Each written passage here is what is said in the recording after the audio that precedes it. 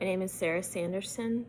I live in Gladstone, Oregon, and I am descended from multiple lines of slave owners on both my mother's and my father's side. And the first time that I learned about the slave owning on my father's side was probably about 12 years ago. My dad sent me a photocopy of a will that listed some names of people who were part of the property of the estate. And I looked at it and I talked about it with my dad briefly, and then I lost the piece of paper. I think I just didn't want to know, didn't want to have proof that my ancestors had owned slaves. But recently I've gotten interested in this again. I've started researching, and I was able to find the same will on Ancestry.com. And so now I know that it was straight up in my father's line, father, I think 5. His name was Samuel Williams. And the names of the 4 people who were sold when he died in 1859 were Alfred, Susan, Jim, and John. And I was able to compare those names with the 1850 slave schedule census, which lists ages and genders. And I believe that Alfred and Susan may have been the parents of Jim and John, and that they also had 2 other girls who had probably been sold before 1859. And what else I know about Susan is that she was 43 in 1863 when the Emancipation Proclamation would have set her free. And 43 is the age that I am now. And I think about the differences between Susan's life and mine, all the things that I've done in 43 years that she never did, wasn't allowed to do. And then I think about the similarities, because if I'm right that she had 4 children, I have 4 children too.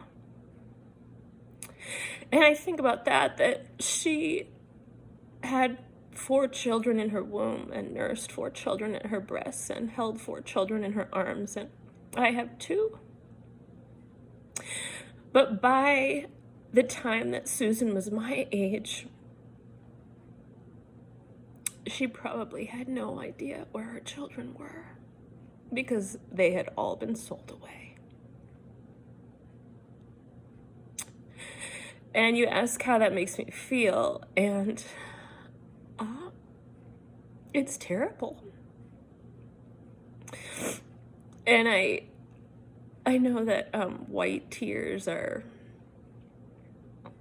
used to manipulate, but I think that white people need to cry more about this. Maybe not in the presence of people that we're trying to manipulate, but in our own houses, we need to cry, because it's sad.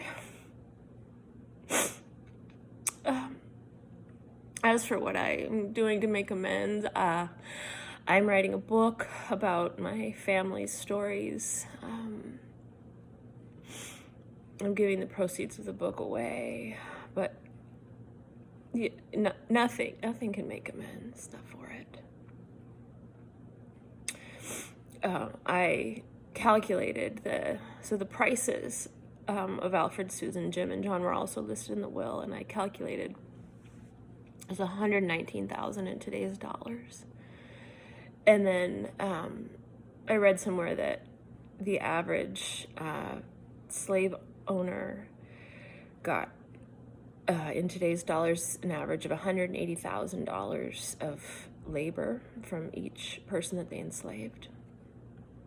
And so if you do that math, my ancestor was stealing over $1 million a year, because there were four in 1859, but there were more people in the household in 1850. So that's a lot of money. And that's just one branch of my family. There were others. There were other lines. My mom's side, it goes way back. There were multiple generations, millions and millions of dollars of stolen labor, not to mention stolen lives. How do you put a price on that? So I can't, there's nothing I can do that will ever make it better or make it right.